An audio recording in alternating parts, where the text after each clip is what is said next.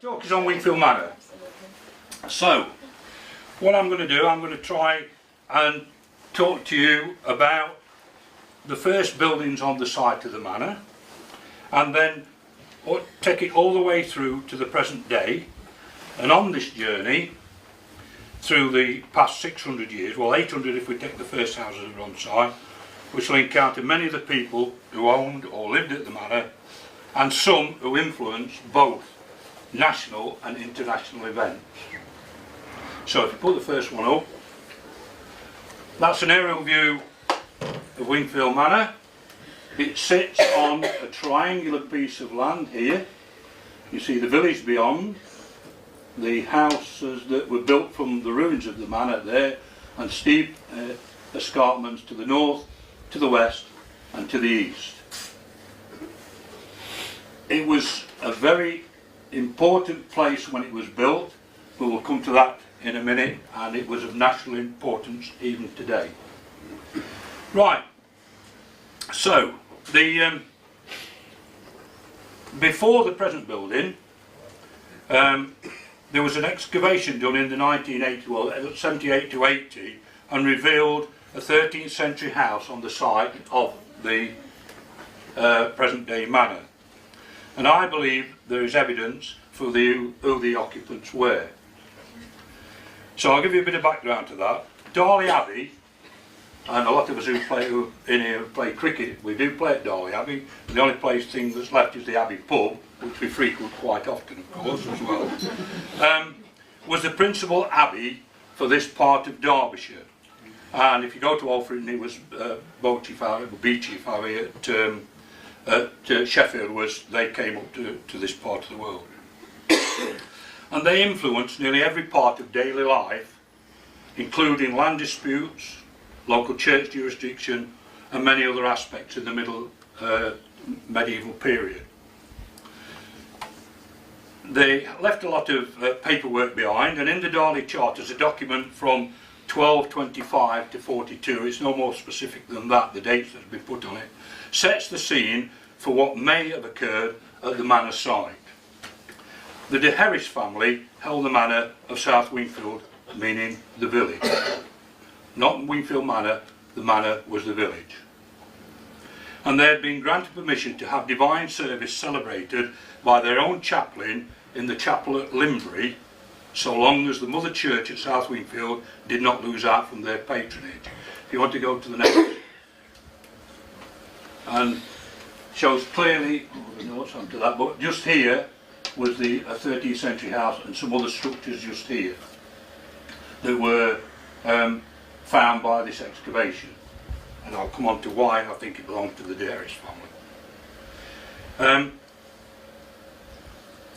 Various authorities have made reference to where this ancient manor house was belonging the Djrs family, and Cox, who wrote about most churches in Derbyshire, says the manor house of South Wingfield, before the one erected by Lord Cromwell, was situated on the other side of the valley near the Peacock Hotel.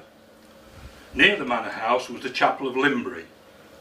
Magna Britannica says much the same, and Thomas Bloor, who wrote the history of the manor and manor house of South Wingfield in 1793, says that one of the manor houses of the Lords of Wingfield is within 100 paces of the inn. And if you want to just put up, and that's the inn there, the Peacock. Almost certainly the house just at the side here may well be the site of Limbury Chapel, and to the west of that was the house that the manor house that the Djrs family lived in. So I'm coming on to prove my point in a minute. A further charter preserved in the Bodleian Library, dated 1248 to 1261, is an agreement between Abbot Walter and the canons of Darley Abbey, granting over 100 acres of land to Henry Djrs. The abbots and canons possibly sold the land to the Djrs family because they did eventually get into a lot of financial trouble, which is unusual for an abbey, but that's what they were selling land off, and this parcel of land was sold off to the Djrs family almost certainly. And they gave specific boundaries encompassing this land. And the charter goes on to state, the final paragraph states, follows the stream from Moor Way, meaning Moorwood Moor, to his fish pond, and Henry was to concede to the abbot a path 16 feet wide through the fields of South Wingfield to a ford called Crocky's Ford. So ties of hay and corn could be carried to the north side of Limbury, which is here, and this pathway is almost certainly Birch's Lane. And the reason is that I'm certain of that is that Crocky's Ford is either, the explanation for that is a potter near a ford or a bend in a river. And when you go down Birch's Lane, you have to cross over the river to get to the eastern bank of the Amber, and I'm absolutely certain that that is Birch's Lane, so it's well over 800 years old. Birch's Lane is in that way. Now then, slide 3 please.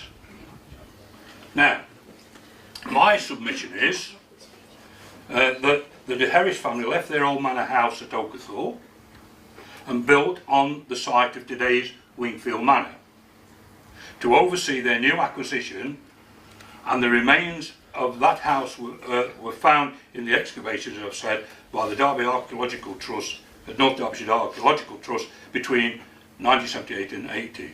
And this is a painting by Thomas Smith, sometime between 1684 and 1690. Now, it says in the charter that it finishes up in a fish pond. That is a pond. That was his house up here under the foundations of that house there, and I know for a fact that that was the way that you went up to the manor there, not the way you go now, which is down here and over the brook and then up the side there. A poetic license by Smith, I mean he's got, I'm not sure that's a dovecote or an ice house there, and there's not these hills behind, but this is what he put. So if Djrs had lived there and he had a fish pond, which is certainly says in the Derby Charter, that's almost certainly the fish pond left, and then it's been utilised for this mill here, which is the Manor Mill. We know who had that in 1688, and I'll explain about him later. So I'm pretty certain that's what was left, and they've utilised that for another purpose later on. So the Djrs is up there looking after this land. And the other one, the thing is, if you go on to the next slide, if you live at the manor here, you can look that way, which is west, and you can certainly look that way to your holdings here over in Wingfield, and you can just about see the peacock somewhere there. The church is there, and of course the most hallowed ground in Wingfield is there.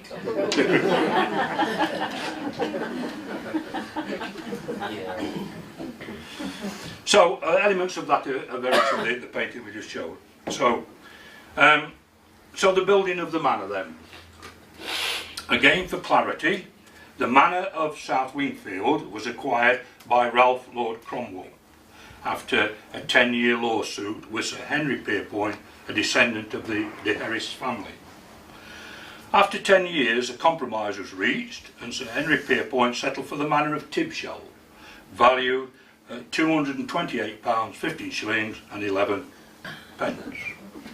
And Ralph Cromwell, the manor of Wingfield, valued at £9, 10 shillings and 5 pence. Things haven't changed a great deal, really. However, Cromwell had seen the possibilities of building a grand mansion on the site, and this is one of the reasons that he pursued the lawsuit for so long. Ralph Lord Cromwell was probably born in 1393, there's no actual record of him I don't think, and he was the only son of a minor Lincolnshire baron, and Tattershall Castle was the family seat. His youth was spent in the service of the Duke of Clarence and later his eldest brother, the King Henry V. During the early renewal of the 100 Years' War, Cromwell fought alongside the King at the Battle of Agincourt in 1415, and he gained both military administrative skills during the occupation of Normandy after Agincourt. He rose to prominence through his various appointments to officers of state, and in 1433 became Treasurer of England. Became a very wealthy man, and he accrued many manors around the East Midlands, both by favour and by shrewd purchasers. He was also, he was also an avid builder on the sites of his manors, meaning the villages and not manor houses. After he acquired the manor of South Wingfield, the village, in 1439, work began almost immediately to clear the site and level much as possible of the top of the manor bank to accommodate his new building, clearing away the remains of the early buildings, as I've already referred to. The stone used is Ashover grit and came from Cryche and possibly Ashover Moor. And also many of the walls contain Wingfield flagstones, and examples of which you can be seen in the Rocks Corner at the top of the lane. You can see them outcropping where they've put the stonework around the outcrop. Well, they're Wingfield flags. It's a recognised geological horizon. This building, however, was going to be very different from the ones Cromwell's contemporaries were building. It was to be of a design to show off his wealth, an opulent place with state apartments, a great hall, undercroft and great tower, and I'm sweating, I'm going to find me wherever it is. And a great tower to allow his guests to see a 360 vista of hunts taking place in the fields around the building. Another revolutionary concept by Cromwell was to make his new house domestic and not defensive. Most places at this time and before were built to be able to defend it against people, against you trying to get into your place for a start, but he was not. This was purely to show his wealth and to make sure that people understood the wealth he had accrued, and even he had money bags carved into the stone depicting how rich he was. And later other buildings used this design, including Hampton Court, Haddon Hall for others, and many, many more really, too many to put down. We can have a look at the surviving elements of the manor house now if you want to go to the next slide. Sorry, that's Tattershall Castle. I don't know how that snuck in there, but there's the great tower. There was also lodgings there as well in the tower.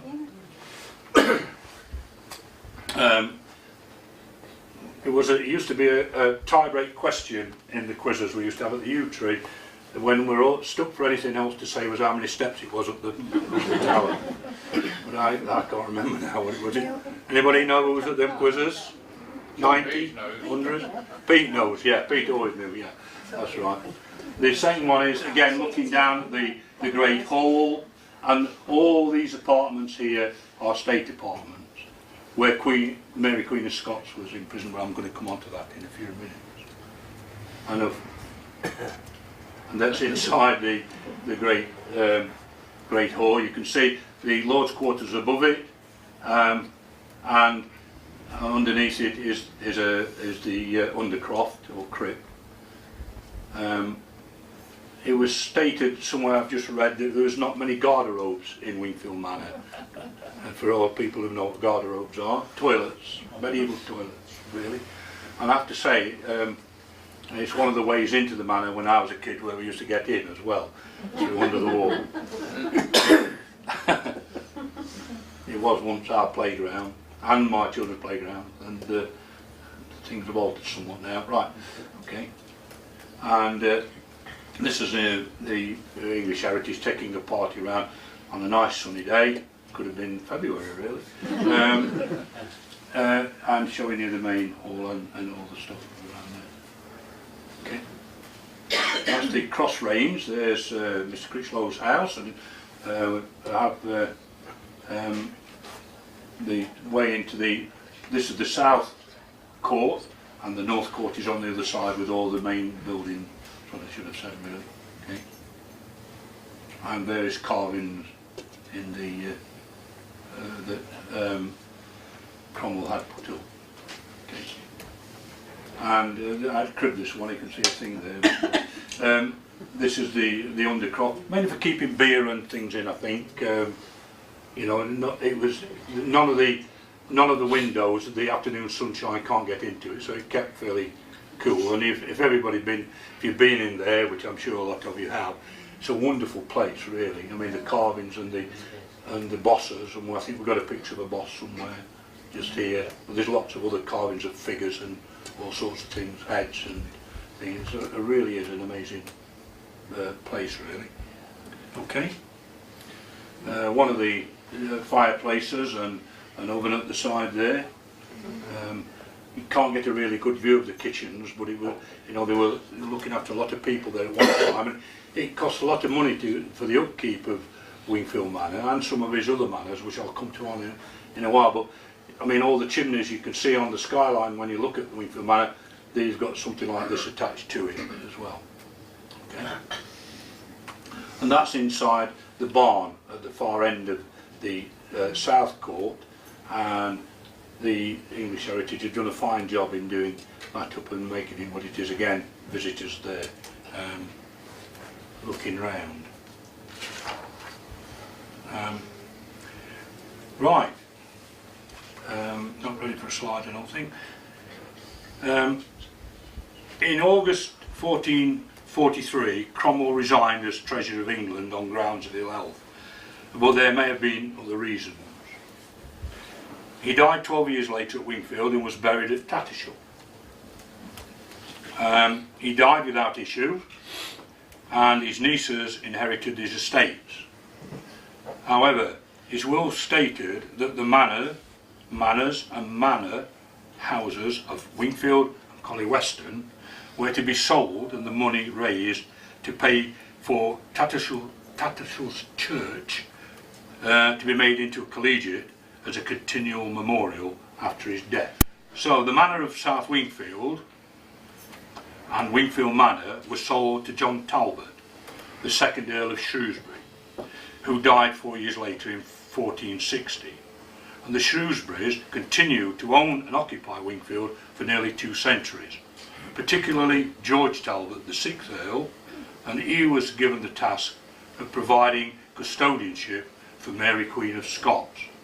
That involves Wingfield Manor in the next part of this tour.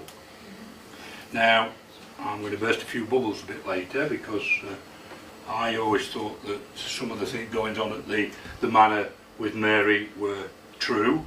Unfortunately, recent research has cast doubt on certainly one part, and I'll come to that in a minute. Keep you on tender hooks a bit, you know. So Mary Queen of Scots was a Stuart, daughter of James V of Scotland, and descended from the great Stuart clan.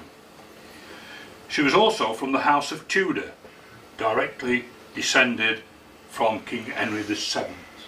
So you can see already she's in trouble, because you know they're going to be sort of falling out over this at some stage. She was taken to France at a very early age, and in her life she spelt her name Marie Stuart. In 1558 she married the Dauphin of France, whose name was Francis. Also in 1588 Elizabeth I becomes Queen of England. In 1559 the French king dies and Mary becomes Queen of France.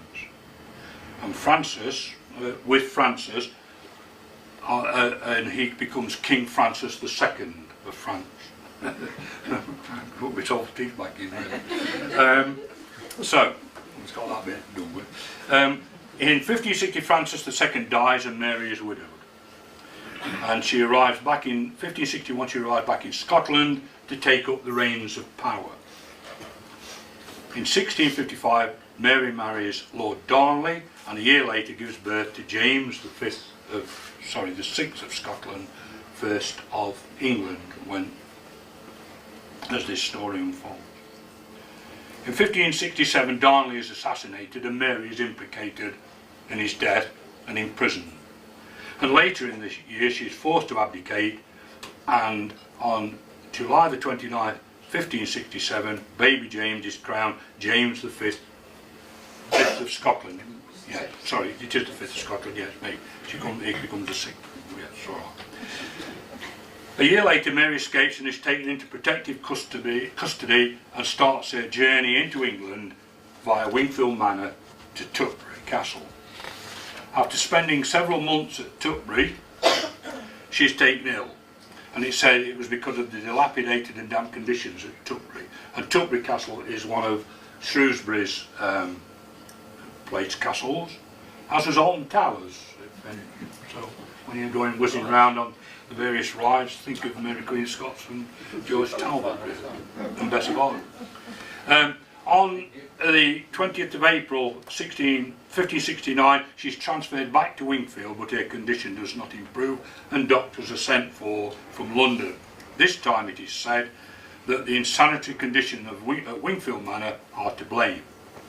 The Earl of Shrewsbury disputes this and says it's the uncleanliness of her retinue that are to blame, and in September 1569 she is returned to Tutbury.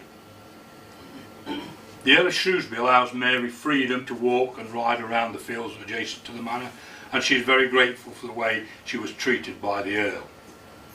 She was again moved, this time to Sheffield Castle, where she spends the next 15 years, a prison she particularly hated, and she also spent time at Chatsworth, in the old house at Chatsworth. Elizabeth I, that is, made her views very clear on the imprisonment of her cousin Mary, that she should be treated honourably, but do not let her escape. Elizabeth herself had had a lucky escape when she was imprisoned in the Tower of London by her sister Mary I. She expected to be executed because she was of her Protestant beliefs, and Elizabeth understood very well that one queen should not be signing death warrants for other queens. So we come on to the Babington plot. Now this is where I may actually burst a few bubbles for people, really. Anthony Babington from Dethick was a young Catholic gentleman who had been a page in the Earl of Shrewsbury's household and may have formed a romantic attachment to the captive queen, and hatched a plot to free Mary and assassinate Elizabeth, putting Mary on the English throne. Now to dispel some of the myths around the Babington plot. First, the walnut tree growing near the state apartments where Mary was kept at Wingfield is supposed to be from a seed of a walnut, the juice of which Babington used to darken his face when he was going over the wall to see Mary. Unfortunately, if only that were true, the spot where the tree is growing would have been inside the buildings where Mary was kept. Secondly, the Babington plot didn't take place at Wingfield, it took place at Chartley Manor in Staffordshire, when Mary was moved there after another confinement at Tutbury. This time she was under the watch of a strict new jailer, Sir Amos Paulet. It's believed that letters were smuggled in and out of Chartley in barrels of beer, but what is also certain, all the letters were being read and copied by a spy network controlled by Elizabeth's right-hand man, Sir Francis Walsingham. Once Mary had agreed to a plot to assassinate Elizabeth, then nothing could have saved her, as she was implicated in treason, and the punishment for treason was the death sentence. Babington and his small band of followers are captured, tortured to get confessions. In fact, one of them had to be helped to the scaffold because all his limbs had been dislocated on the rack, and they're executed in the most barbaric way. If you want to read more about that, I would suggest The Powder Plot. Read about the poor people, but the people who were trying to blow James the first, how they were treated, and their deaths on the scaffold is quite a sobering thought, really.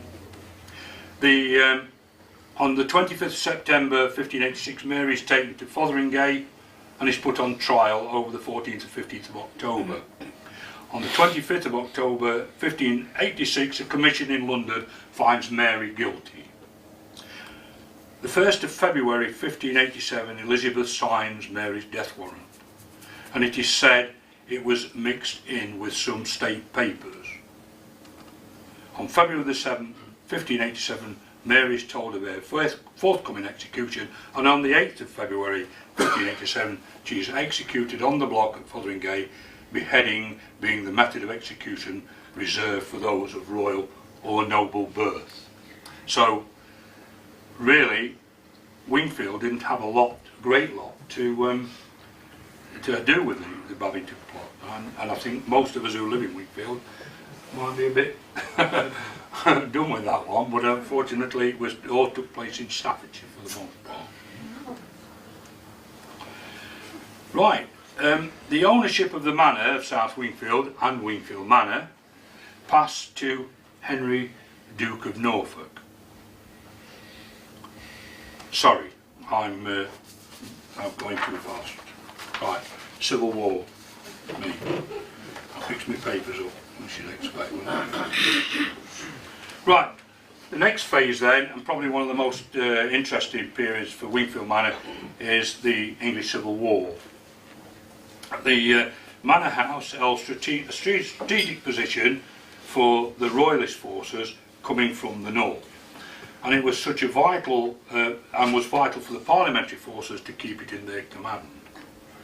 In 1643, the Earl of Newcastle had gained most of Yorkshire for the royalists, and the manor was in the hands of the parliamentary forces in October 1642, when Captain Vermeulen was plundering Edward Lowe's house at Aldovers Lee and taking over £800 worth of plunder back to Wingfield Manor, including one fat bull worth £6, oats, 750 sheep, colts and swine. So they were stocking up for a siege there, obviously. So the royalists then come down from Chesterfield, where they were billeted, and they collect a further 2,500 volunteers, and on the 7th of December 1643, part of his forces were sent to Wingfield Manor, which was described at the time as being a strong house and garrison. The manor was in the hands of the parliamentary forces. I've already said that, don't I? So they finish up where they are under siege and they fire a few cannon at the manor, and the parliamentary forces they have a bit of a talk with them after they fire these cannon, and they decide that if you give up you can walk away from here. So that's what happened. That was the first siege of the manor, and they walked away, the parliamentarians did, and they left behind them 160 arms, along with a good store of ammunition and provisions for more than 3 months for them to hold out if they wanted to. So a few days after the capture of the manor, Colonel Gell sent Major Thomas Saunders with his horse to the village of South Wingfield, where after a sharp skirmish he captured 2 royalist captains, some other officers and 40 soldiers of Colonel John Fitzherbert's regiment with their colours. So that had been quite a coup, really, for them. They must have been riding about in the country around here, and it said they were always sallying forth into the country and making mischief and obviously getting provisions in. In January 1644, there was a number of letters concerning Wingfield, South Wingfield, and Sir Henry Hastings, who had been made Colonel of the Royalist Force in Derbyshire and Leicestershire, was asking for provisions to be added for Wingfield. On the 19th of January, he wrote from Wingfield to Colonel Hastings that Colonel Fitzherbert's soldiers who were at Wingfield, this is the royalists now, had actually mutinied and thought he would be more happy without them.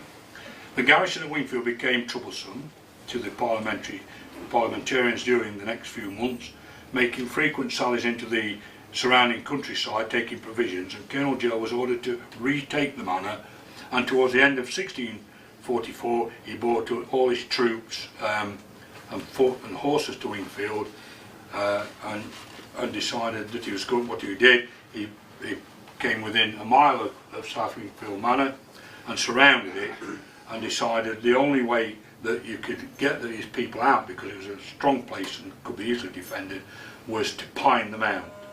And that's what he did. He cut off the water supply. There was a lead pipe, it says here, and what he did, he deprived the garrison of water, and so they had to sink a well in the south courtyard. And there were strict orders from the Colonel Molyneux, and he drew up an order of precedence for who should use the well. And the first to draw water was to be for soldiers, for drinking. Water was to be drawn for horses and the cow. Now girls, this is not my, I've got nothing to do with this anymore. To women, none, but on my order of my hand, it says here. Now I know we can't go to the pub when we want, and I hope this is not a throwback to this time, but it really, it wouldn't do now, would it? It would be in real trouble, I think. And each horse was to have 1.5 gallons, which only issued to 34 horses. Anyway, later on, the Colonel Gell sends for 4 great pieces for battering, meaning cannon, and these heavy guns arrived to him along with reinforcements. And the cannons first placed at Pentridge Common, to the south east of the manor, but didn't do much harm at all or breach the walls on that side. And Joel then ordered them to be placed at the southwest side of the manor near Wingfield Park Gate. And when they talk about Wingfield Park Gate, talking sort of going up Garner Lane that way. And after a bombardment of 3 or 4 hours, they opened a breach in the walls, and the parliamentary forces entered, and the surrender of the manor was on the 12th of August 1644.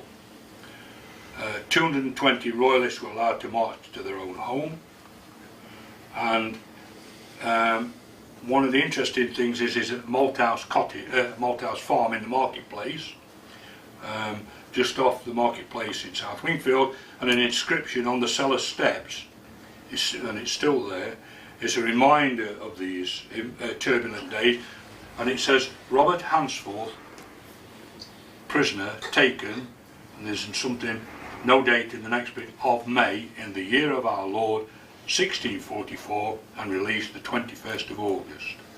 Now I've looked for Robert Hansforth in the records, I can't find him, therefore he must have been one of the garrison captured and then imprisoned in the cellar of Malthouse Farm, but he was allowed to go after that time.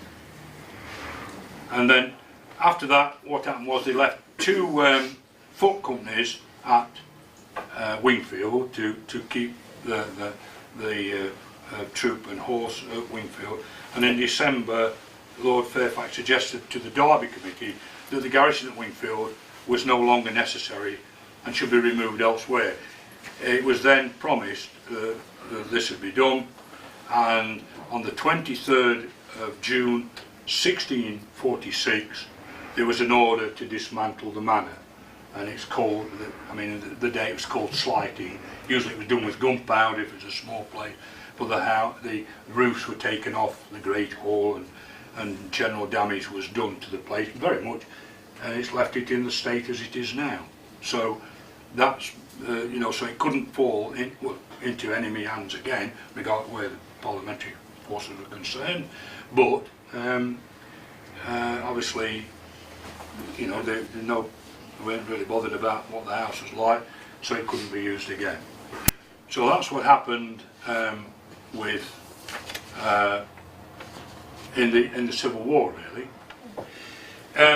The ownership of the manor of South Wingfield and Wingfield Manor then passed to Henry, Duke of Norfolk. In 1668 he sold 1/3, including the now ruins of Wingfield Manor, to Emmanuel Holton, Thomas Platts and Michael Williamson for £3,850, 9 shillings and 7 pence of good English money. So that must have been a fortune in them days. I don't know what it equates to today, but they bought a third of it, including, as I say, the ruins of Wingfield Manor. But I'm only going to concentrate on 2 of the men mentioned, because there's another interesting part for the Wingfield Manor plays in the fact that first I'm going to talk about Emmanuel Holton. He was born at Greystoke in Cumberland in 1628 and educated at Blencoe Grammar School, and later became a student at Gray's Inn before entering the service of Thomas Howard, Earl of Arundel. And that's why really he gets to the first pick of the manor when it's sold. He came to live at the manor and built himself a house out of the ruins very near to the Great Hall. And the manor remained in his family until the late 19th century. His memorial stone in the chancel of the church, when it's open you can go and see it, states he was very accomplished in mathematics and other sciences. And he became acquainted with John Flamstead. And now John Flamstead, and he went to see him in Derby, John Flamstead became the first astronomer royal. And this led them to undertake astronomical observations at Wingfield Manor.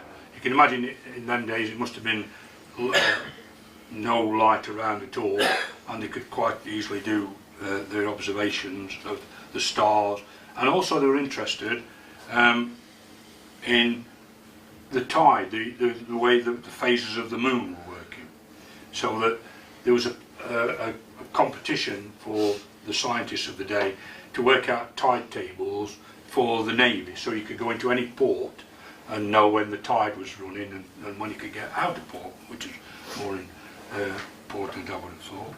And but he lost out to Isaac Newton in the end, and so this led to him undertaking these, and he got an allowance. He was made Astronomer Royal in March 1675, and he had an allowance of £100 a year. And in 1676 he was made a Fellow of the Royal Society. And some of the gnomons are still on the wall, because what they did, they put sundials on the wall, and the gnomon is, all you quizzers know, is the centre bit in the middle that gives you the shadow. And they're still up on the wall in some of the parts of the manor. Now, Emmanuel Holton, the grandson, Emmanuel Holton's grandson, Colonel Wingfield Holton, used the manor as a quarry, and he built himself Wingfield Hall, which is at the we've seen a photograph of that at the bottom of. I think we've got one somewhere, but we'll come to that anyway. And he was the local magistrate, and much disliked by the Pentridge revolutionaries, and he had 4 young men hung for setting fire to his hay-ricks, and was very active in the prosecution of the Pentridge Rising. The second person of the 3 is Michael Williamson. When we saw the Manor Mill in that Thomas Smith painting, Michael Williamson was the owner of that, and he also owned Wingfield corn mill.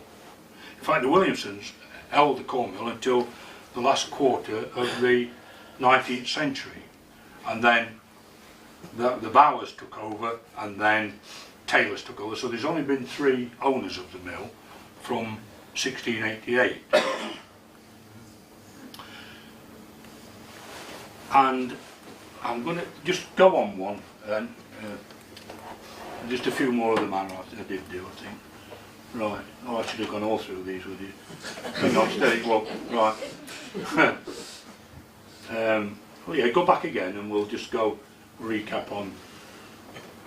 There's Mary Queen of Scots, George Talbot, the 6th Earl of Shrewsbury, his husband, his wife, Bess of Hardwick, Elizabeth Shrewsbury, second most powerful woman in England, with only Queen Elizabeth having more power. Elizabeth I, and James I of England, 6th of Scotland, son of Mary Queen of Scots. Oliver Cromwell, who obviously had, because of the Civil War, he was the leader of the parliamentary forces, or he was certainly involved in the Game Lord Protector, of course. Now the next one is a bit of a play on words. Two derivations of the word raise. So Ralph Lord Cromwell raised it from the ground, and Oliver Cromwell raised it to the ground. Okay. That's the Duke, Henry Duke of Norfolk, as we've been talking about. He sold it on to the next Manuel Alton and that. And 1688 M.W. Now the person who owns this, sitting in the room, and it's over their fireplace, found in the garden, and when I first saw it, do you know what that is? And he said, no. I said, well, I'm pretty certain it's Michael Williamson who owned Wingfield Mill, and it was some dispute with me and the owner of the house of whether his house is contemporary with this man, or well, there are a few. He thought his house was a lodge, but I just have a feeling that he may have well lived in a house that butts onto the house that's where he lives now. I don't know, and that's Joan and Stuart live there, still there. I see it every time I go in there. After a bottle of wine, it's not quite as clear as that. But, and of course, I have to say, Joan and her sister are the custodians of much of the land that the Talbots, the Earls of Shrewsbury, had way back when Mary Queen of Scots were around, and they still have the land today. So I always took me for a lot when I see it. Okay. John Flamsteed, the first Astronomer Royal. Wingfield Church. The reason I put that on there, the tower is contemporary with the manor. The stone is very similar, and the mason's marks on the tower are same as some of them at the manor. Now, when the manor was built, they used certainly local craftsmen, but I think that it must have been that Cromwell, part of his thing was to add a tower to what would have been just a square building. This is Victorian embellishment on the front here, these aisles and things here. That would have been added by Cromwell to the church. There's the house of the much hated Colonel Wingfield Alton, and they were trying, the Pentridge revolutionists tried to lure him to the door, was going to shoot him if they could get him to come, but he didn't fall for that one, but he was certainly active in trying to in the prosecution of the Pentridge people. Okay. A few pictures now, just well-known one that's done the rounds, I think, of part of the manor, and I mean, I rather like the hats. I think okay. Now then, a few people who have visited and talked about the manor. William Shakespeare, he makes reference to Wingfield in Henry the is it Sixth, Part 1. Okay. This is Charles Dickens visited in the 19th century. So Edwin Landseer, he's a landscape artist, I believe. He visited as well. And that's D.H. Lawrence talks about the Whitsun excursion to Wingfield Manor, where they used to go and sit on the bank and enjoy the weather. And Alison Utley's A Traveller in Time is about the imprisonment of Mary Queen of Scots. The Manor Hotel in the late 19th century changed its name, sorry, the Horse and Groom changed its name to the Manor Hotel in the late 19th century, and to take advantage of people who were visiting the manor. Obviously they put them up for the night and they could go and see the ruins, and so they thought it was a good idea to the Horse and Groom make it the Manor Hotel. Now John will tell us who these are. Who's that, John? Do you know? No. Well, this is the manor, and it became a farm towards the end of the 19th century. The Critchlows were farming there, and next one. And their specialist was short-horn cattle. That's one in the manor there. And that's your dad, is it? Yeah. That's Bill Critchlow then there. Two brothers farm there. And there's the beloved walnut tree, and just a general one with a couple of horses. Okay. Now then, quiz time.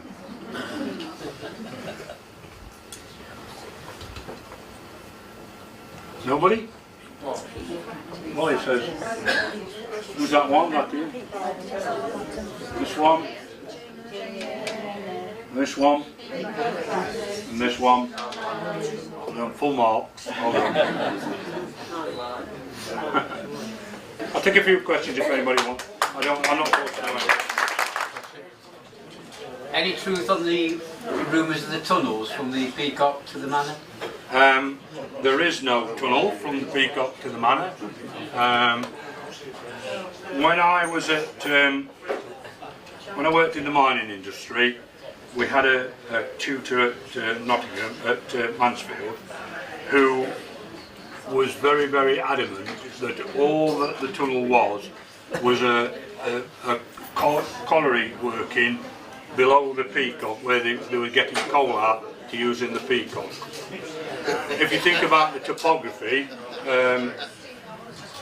well, you could see from the slide that we showed where we're looking across to the Peacock. I mean, it would be impossible in them days to dig a tunnel from the Peacock to the manor, especially when you're going under the riverbed of the River Amber. And also, isn't true as well, I've heard there was a tunnel from Dethick to Wingfield Manor. Again, absolutely impossible engineering for the day. In fact, you'd need something like Crossrail to be able to do something like that.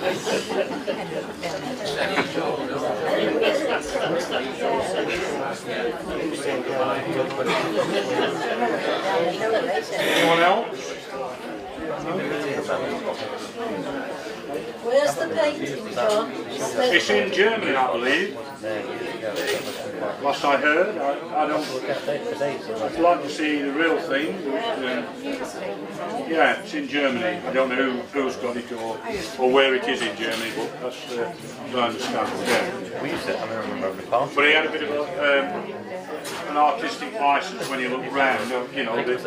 But I'm pretty certain that the monks would not have put in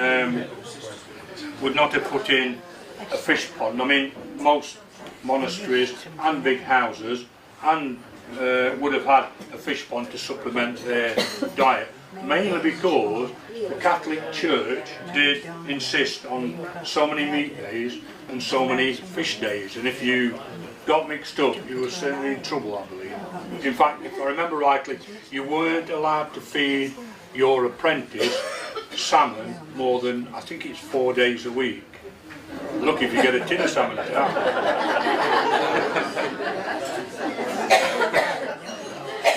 So, yeah, it's they were very keen on fish ponds. So, anyone else? John? Yes. The pond where you can fish, was that there originally, or is that a new? No, it's a new one with the house of the magistrate. I mean, I always call it Ranger's Pond because Mr. Ranger, you remember, Alan remembers that, lived at the house there, and it was dug out for that, I think, really. Yeah. Yeah. Right then. Okay.